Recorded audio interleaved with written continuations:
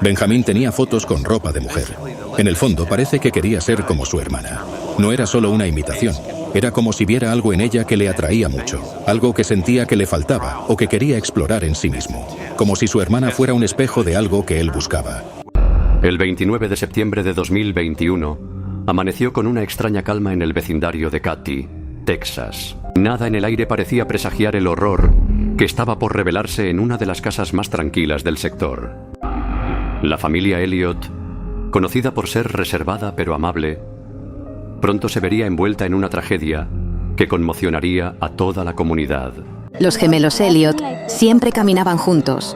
Los veía salir todas las mañanas. Ella siempre sonriente, él más callado, pero atento. Nunca imaginé que esa familia guardara un secreto tan oscuro.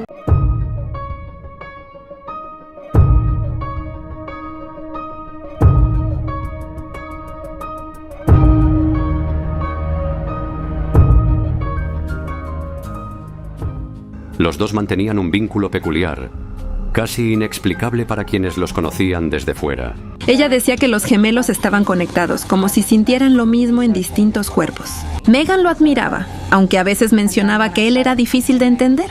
En la madrugada de ese día, algo cambió para siempre en la casa de los Elliott. A las 4:11 de la mañana, una llamada al 911 alertó a las autoridades sobre un incidente. La voz al otro lado de la línea era confusa, casi ausente. Se hablaba de una posible emergencia médica. Era una de esas llamadas donde no sabes si la persona está en shock o si simplemente no quiere decir lo que pasó. La voz temblaba, como si intentara despertar de algo que no podía comprender. Cuando los paramédicos llegaron al lugar, fueron recibidos por los padres, visiblemente alterados. En una de las habitaciones encontraron a Megan. La escena era grave, pero en ese momento no se hizo pública la causa del fallecimiento. No sabíamos con certeza qué había ocurrido. Había muchas emociones, gritos, confusión. Tratamos de contener la situación y preservar la escena mientras llegaban los investigadores. La noticia corrió como un rayo. Megan, una joven con toda una vida por delante, había fallecido en circunstancias poco claras. Los medios locales informaron sobre un suceso trágico dentro de una familia modelo. Pero el misterio apenas comenzaba. Lo más raro era el silencio. Nadie quería hablar, ni siquiera los más cercanos a la familia. Algo no cuadraba, pero nadie sabía qué. Las investigaciones comenzaron de inmediato. La policía no descartaba ninguna hipótesis. Se hablaba de un accidente doméstico, una posible intrusión, incluso de problemas psicológicos no diagnosticados. Pero hasta ese momento, todo era especulación. En muchos casos de eventos traumáticos, las familias tienden a cerrar filas. A veces por protección, otras por miedo.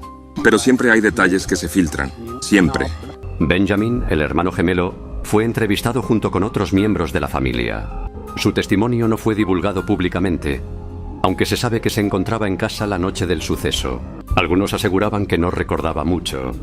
Otros decían que estaba en estado de shock. Lo vi unos días después. Caminaba solo, sin mirar a nadie. No sé cómo explicarlo. Parecía vacío, como si una parte de él se hubiera ido. Mientras la comunidad organizaba vigilias en memoria de Megan, los investigadores comenzaban a unir las piezas. Pero la imagen era borrosa, fragmentada, y lo más importante seguía siendo un misterio. ¿Qué pasó realmente aquella noche? En los días posteriores a la tragedia, el vecindario de Katy parecía detenido en el tiempo.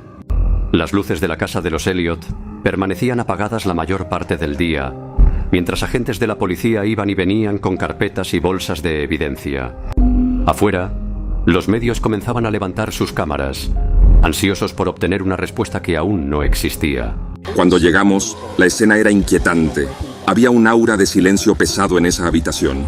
No hubo signos claros de forcejeo, pero sí indicios de que no fue un accidente. El informe forense confirmó finalmente que Megan había sido víctima de una agresión con arma blanca. Más de 30 lesiones distribuidas en distintas partes del cuerpo, la mayoría concentradas en el cuello. Pero no había huellas de entrada forzada ni objetos fuera de lugar. Era evidente que la víctima conocía a quien la atacó. La escena tenía una carga emocional fuerte, y eso nos hizo pensar en un posible crimen desde dentro. A medida que la policía afinaba sus interrogatorios, los rumores comenzaron a circular. Algunos hablaban de celos entre hermanos, Otros insinuaban tensiones que la familia había ocultado durante años, pero oficialmente no había sospechosos. Megan me contó una vez que su hermano a veces tenía pesadillas y que dormía mal. Decía que a veces despertaba gritando, pero que sus padres lo trataban como si fuera algo pasajero. El comportamiento de Benjamin llamó la atención de algunos investigadores, no por una actitud culpable, sino por su desconexión emocional. Parecía caminar en piloto automático, sin reaccionar a nada. En ciertos casos, el trauma puede manifestarse como disociación, pero cuando no hay señales claras de duelo o afecto hacia la víctima, los expertos deben mirar más de cerca. Un descubrimiento dentro de la casa elevó aún más las sospechas. En el cuarto de Benjamin se hallaron varios cuadernos con dibujos y notas de contenido introspectivo. Aunque no había confesiones directas, algunas frases dejaban entrever sentimientos de inferioridad, aislamiento y una especie de envidia silenciosa. Uno de los dibujos mostraba dos figuras parecidas, una con una sombra oscura encima. Era inquietante, pero no podíamos interpretar mucho sin contexto. Sin embargo, ningún indicio era suficiente para acusar a alguien. La fiscalía necesitaba una conexión clara entre el crimen y una motivación. Intentamos obtener declaraciones de los padres, pero no dijeron una palabra. Lo único que mencionaron fue que querían justicia. Nada más. Con el paso de las semanas, la presión mediática aumentó. La comunidad pedía respuestas, y entre los susurros, una palabra empezaba a repetirse con más frecuencia. Secreto. Muchos se preguntaban si la familia Elliot ocultaba algo que podría cambiar por completo el curso de la investigación. Con el paso del tiempo, la investigación parecía estancarse. No había pruebas concluyentes, y los interrogatorios comenzaban a repetirse. Sin embargo, un nuevo elemento reavivó el caso: la aparición de una nota anónima, dejada en la puerta de la estación de policía. En ella, alguien afirmaba saber quién fue realmente, y mencionaba que el autor no recuerda lo que hizo. La nota no tenía firma ni huellas, pero por la manera en que se refería al crimen, era evidente que quien la escribió conocía detalles que aún no eran públicos. La nota hablaba de un sueño, de una sensación de no estar despierto y de una culpa que se arrastraba lentamente, como si solo ahora comenzara a emerger. La policía, intrigada, comenzó a buscar conexiones con el entorno más cercano de Megan. La frase «pensé que era un sueño» es común en estados disociativos. Es una forma de separar la conciencia de un acto que resulta insoportable, pero también puede usarse como coartada, como evasión. El hallazgo de una cámara de seguridad en una casa vecina ofreció nuevas pistas. Aunque no mostraba el interior de la casa de los Elliot, captó algo inquietante. A las 3:17 de la mañana, una figura salía por la puerta trasera de la vivienda y se quedaba de pie, inmóvil, mirando hacia el bosque durante casi 20 minutos. Luego volvía a entrar. Esa noche escuché pasos. No pensé mucho en ello. Creí que era un animal o algo así, pero cuando la policía me mostró la grabación, se me heló la sangre. No se podía confirmar quién era la figura. Estaba lejos, con capucha, pero lo que inquietaba era el tiempo en que permaneció allí, como si necesitara escapar, o tal vez enfrentar algo. Los perfiles que se construyen en este tipo de crímenes no siempre apuntan a lo evidente. A veces, el autor es alguien que ha convivido con el dolor de forma silenciosa y que explota tras una acumulación invisible. En paralelo, una revisión más detallada del dormitorio de Benjamin reveló algo que había pasado desapercibido. Un cuchillo envuelto en una toalla, oculto en una mochila escolar olvidada en el fondo del armario. Aunque no había sangre visible, la policía decidió enviarlo a análisis. El arma tenía restos microscópicos de ADN, suficiente para activar la alarma. Pero la sorpresa no fue solo que coincidía con el ADN de Megan, sino que también se encontró material genético de Benjamin en zonas inusuales del mango, en patrones compatibles con un agarre prolongado, bajo estrés. Los padres, presionados por la creciente atención pública, ofrecieron finalmente una declaración breve, que ambos hermanos habían cenado juntos, pero evitaron mencionar cualquier conflicto previo. Ella me dijo una vez que Benjamin a veces se mostraba incómodo cuando la gente hacía comentarios sobre su aspecto, como si sintiera que él también debía haber nacido diferente. Nunca entendí bien a qué se refería. El misterio se adensaba, las piezas comenzaban a encajar, pero no del todo. ¿Podía un hermano, aparentemente tranquilo, ocultar una tormenta tan profunda como para llegar a ese extremo? ¿Y por qué, si lo había hecho, no intentaba huir, ni negar, ni siquiera defenderse? Había algo en su mirada. No era frialdad. Era como si ya supiera lo que iba a pasar. Como si esperara que lo atraparan. La comunidad, dividida entre el escepticismo y la incredulidad, esperaba respuestas. Y en medio del silencio de Benjamin, el juicio que se avecinaba prometía revelar aquello que todos temían.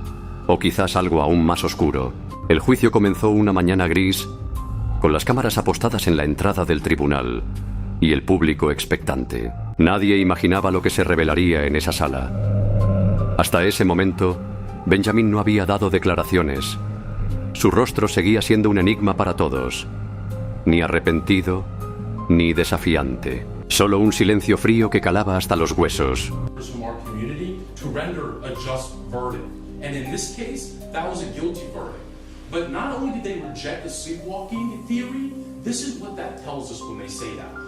That means, Judge, that at 4:28 p.m., the afternoon before this offense happens, this man set an alarm and deactivated at 4:01.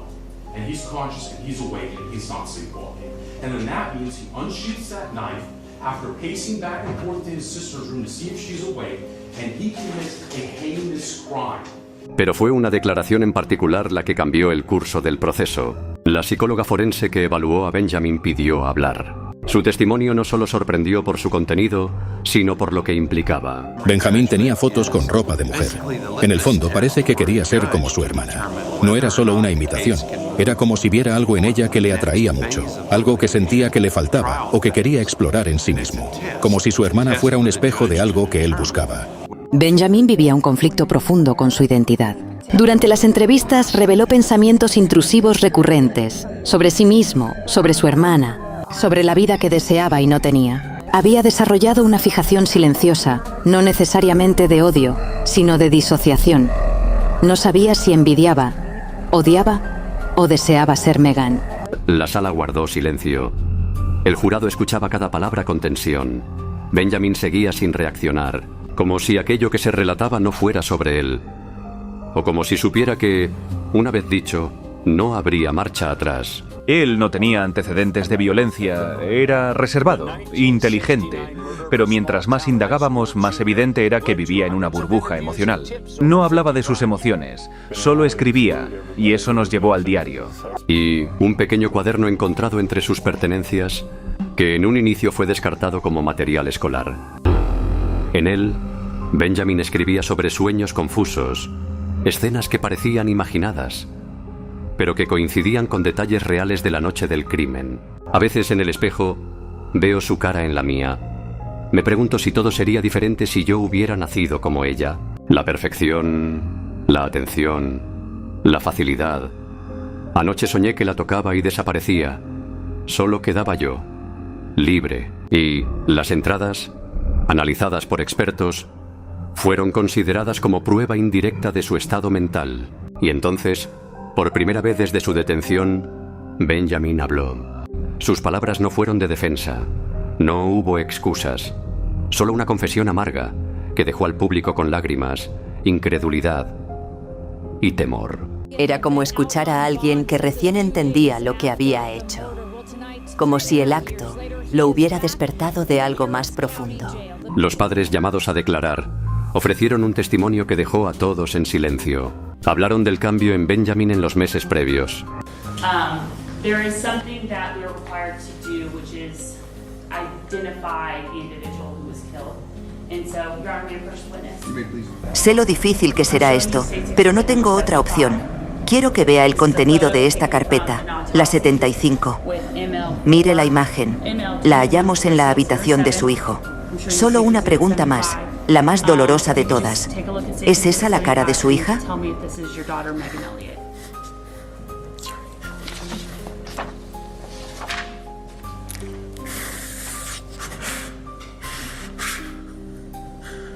Lo que pasó es simplemente desgarrador, una tristeza horrible.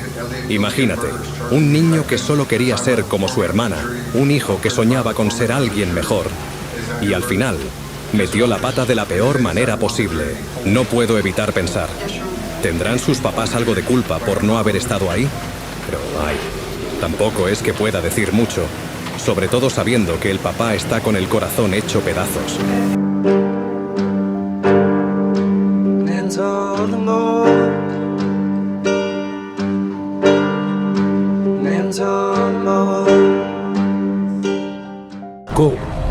¿Culpa? Claro que tengo la culpa. Esa palabra me desgarra el alma. Yo amaba a mi princesa con toda la fuerza de mi ser. ¿Cómo pude ser tan ciego para no ver que mi hijo lo interpretaría mal? Si tan solo pudiera regresar un segundo y un miserable instante, los amaría a los dos con la misma intensidad, con la misma devoción, sin dejar espacio para la sombra. Esto duele más que la propia vida. Es un dolor que no se va, que me consume cada aliento. Es innegable. Este jovencito necesitaba ayuda a gritos, una mano que nunca llegó. Sus padres o no lo vieron, o quizás no quisieron ver el abismo en el que caía. Pero la ley, esa fuerza implacable, no entiende de quizás. Con un dolor que te oprime el pecho al ver una vida tan joven hecha pedazos, el veredicto es cruel. Cadena perpetua, sin esperanza de libertad condicional. Es el final más amargo para una historia que nunca debió terminar así. Finalmente, el veredicto fue emitido. Culpable de homicidio en primer grado, con atenuantes por trastorno psicológico. Condenado a cadena perpetua, sin posibilidad de libertad condicional. Este caso es un reflejo de cómo el dolor no expresado puede transformarse en oscuridad y de cómo el silencio puede ser tan letal como un arma. La comunidad aún intenta comprender. Megan fue recordada con flores, cartas y vigilias. Benjamin, recluido en un centro penitenciario, se ha convertido en un nombre que provoca escalofríos. El caso cerró oficialmente, pero dejó heridas que siguen abiertas. Nunca vimos las señales, nunca pensamos que el peligro podía estar en casa. Y eso es lo más aterrador de todo. Y así terminó uno de los crímenes más trágicos y desconcertantes de la zona de Katy. Un crimen entre gemelos. Una historia de silencios, envidia, identidad y tragedia. Una historia que, aún en su final, sigue generando más preguntas que respuestas.